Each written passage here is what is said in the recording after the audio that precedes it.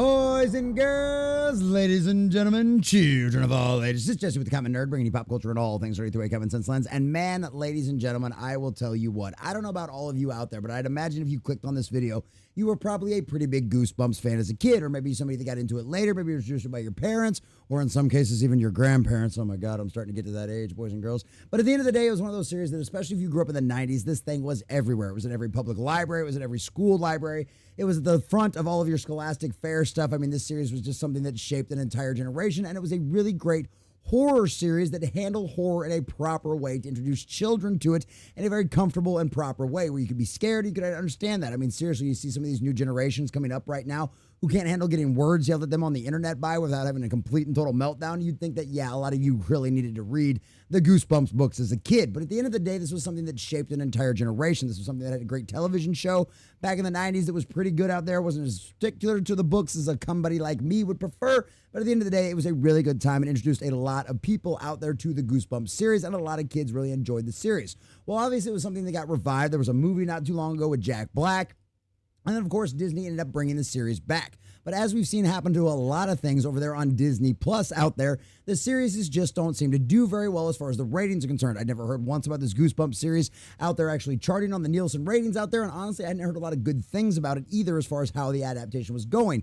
And anything with the House of Mouse behind it is kind of one of those things that honestly ends up making you worry, even if they are just the distribution brand out there.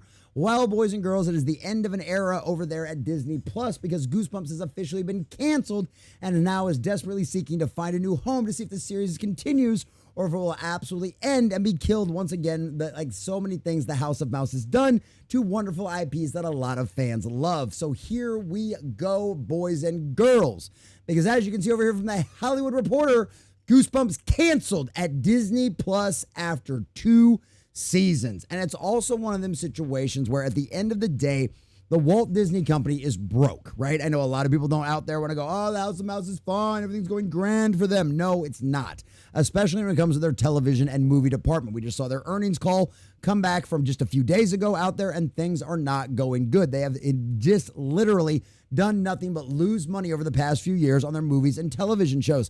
And honestly, there's nothing really on Disney Plus to give a lot of folks out there a reason to go there and watch it. A lot of the series, when it comes to Marvel and Star Wars and even some of their animated stuff out there that they've tried to put on the series, just hasn't panned out very well. Star Wars and Marvel have done nothing but have their shows continue to decline over the last few years over and over and over again. That is not a good place for Goosebumps. And considering the fact that Disney doesn't completely and totally own the rights of this, Sony is actually the ones producing on this. Maybe you can get to this to find a new home out there. Maybe somewhere you can actually get a little bit better viewership like Netflix or something like that. Although Netflix has already dipped their toes into Goosebumps once before. So we'll have to wait and actually ends up seeing what happened. But at the end of the day, boys and girls, the House of Mouse has killed another franchise and Goosebumps is completely and totally toast over there on Disney Plus. So we're going to share this article from Hollywood Reporter, getting all of the juicy details of exactly what's going on and what hopes the show's producers have for finding a new home for the series.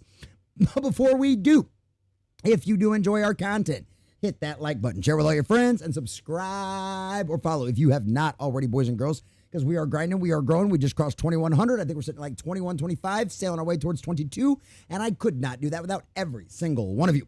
Also, leave us a comment in the section down below. What do you think about this? What were some of your memories of Goosebumps as a kid? Did R.L. Stine shape your childhood like so many others out there, or were the horror books like this something you avoided?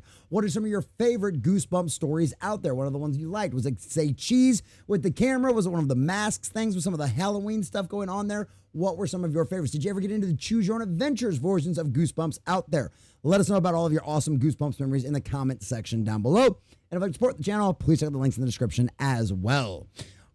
All right, boys and girls, ladies and gentlemen, from the Hollywood Reporter and Rick Porter. Producer Sony Pictures will try to find a new home for the series based on the R.L. Stine books.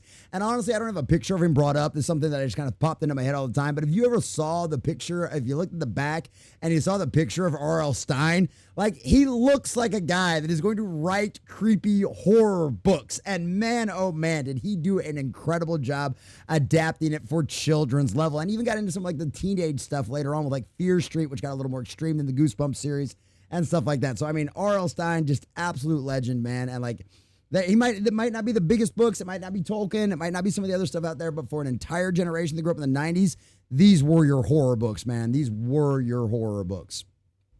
Disney Plus is no longer feeling Goosebumps.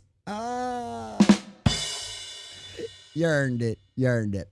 The streamer has canceled its Goosebumps series based on the enduring popular books by R.L. Stine after 2 seasons. And if you don't agree he deserved that, well, check out some of the jokes in my chat sometimes that I absolutely give them a rim shot for. And you know what? It's just, that's why we get around here. It's a dad joke. I'm cheesy. You know what I mean? That's the way it goes.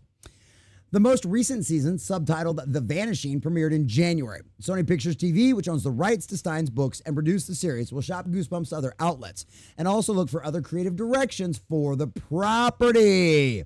Makes me wonder how much influence Disney had on the current creative direction of the series as of right now.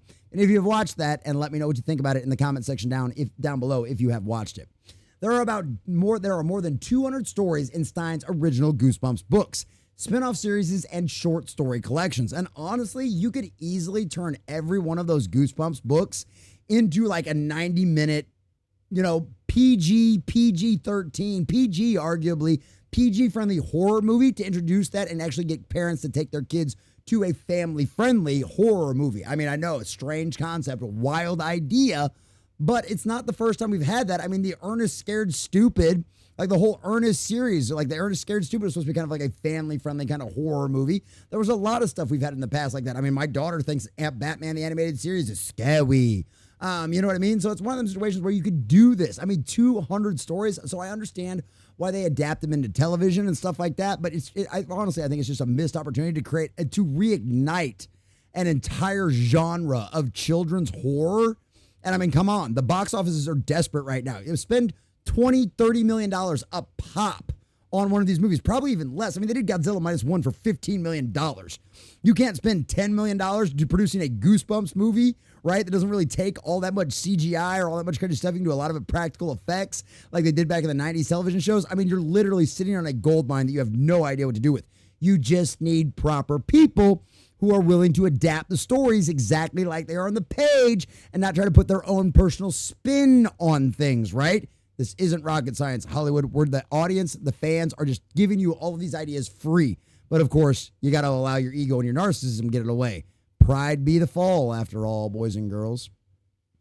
Goosebumps on Disney Plus was an anthology series. The first season premiered on Disney Plus in October 2023, which, if you're going to do the Goosebumps series, it has to be an anthology series, which could be part of the problems with having a new cast all of the time as well. It could cost you a little bit more money, but at the exact same time as the series does well, it's just an anthology series, and you ain't got to pay them more money for syndication and stuff like that later on down the road. So, A few weeks before Halloween, and performed solidly, ranking among Nielsen's top 10 original streaming series for 4 weeks, boys and girls.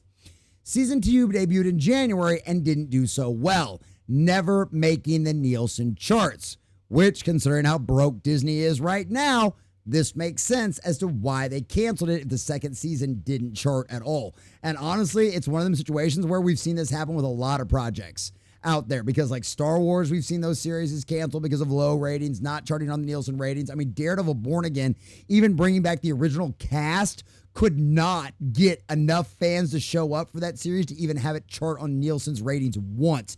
And it didn't exactly have a lot of crazy competition either there, boys and girls.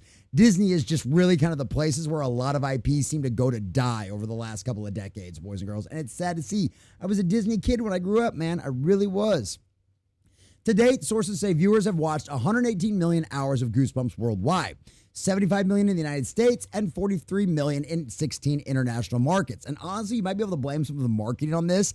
I mean, as a guy who covers this stuff, like literally live streams 6 days a week and does this full time, I don't hardly remember any marketing behind this series at all. So, but once again, that would be Disney's fault, right? And Sony to a certain degree, obviously, as well. They are the IP holders, after all. The season 1 cast featured Justin Long, Zach Morris, Isa Bronins, Miles McKenna, Annie Pyong, Will Price, and Rachel Harris. Season 2 starred David Schwinger, Jaden Bartels, Sam McCarthy, Anna Ortiz, Elijah M. Cooper, Francis Noel, and Kali Alasalavia. Anybody recognize any of those? If you do, if you know they're good actors and actresses, let us know in the comment section down below. Let us know. Nicholas Stoller and Rob Letterman developed Goosebumps, which previously was adapted as a 1990s series on Fox and for 2 feature films in the 2010s. Honestly, the Fox series was great, and it was on Fox Kids. You remember the same place you used to give you Spider-Man and the Fantastic Four and the Silver Surfer? Yeah, Fox Kids. Man, oh man, did we not know what we had back in the day. Am I right, boys and girls? Am I right? Holy cow. The executive producer with the showrunner Harry Winston and Nara Hamortz and Paul Shantley original film. Lala Kushus, Frantic Entertainment, Connor Welch, everybody else involved with the whole situation out there. Variety first reported the news. Good job, Variety. But I mean, at the end of the day, it's one of them situations where this sucks to a certain degree, especially if there's anybody out there that enjoyed it, whether it be the marketing fault on Disney, whether it be some of the creative choices they made in season 2. Obviously, maybe it was just one of the nostalgia things. I mean, honestly, it couldn't have been all that great if after 4 episodes, it started dropping off, because it was consistently good and the episodes stayed consistently well and we're actually adapting the stories properly out there, then the numbers wouldn't have fallen off like that. But this is something that we've seen happen on Disney's Plus over and over and over again, boys and girls. Sometimes, a lot of times, the premieres, they'll start out strong, and then as soon as those first couple episodes, as soon as everybody sees what they're actually doing with this, stuff immediately falls off. We've seen those numbers happen over and over again. It doesn't matter if it's Agatha all along, The Acolyte, Ahsoka, doesn't matter if it's any of the stuff involving Marvel, doesn't matter if it's even their animated series. I mean, consistently, the only thing that does well for Disney on their streaming service is Bluey, which is produced in Australia. It's not even something that House of Mouse does. So, boys and girls, ladies and gentlemen, cheers to the Goosebumps series out there.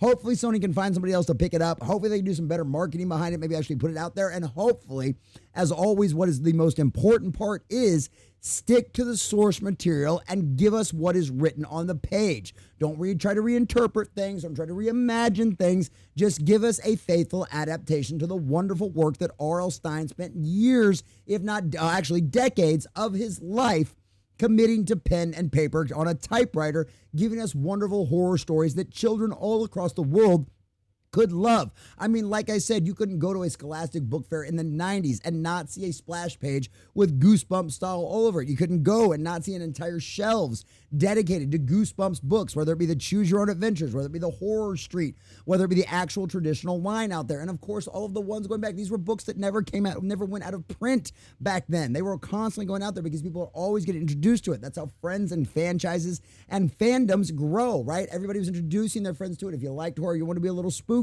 Goosebumps was the place to go, boys and girls.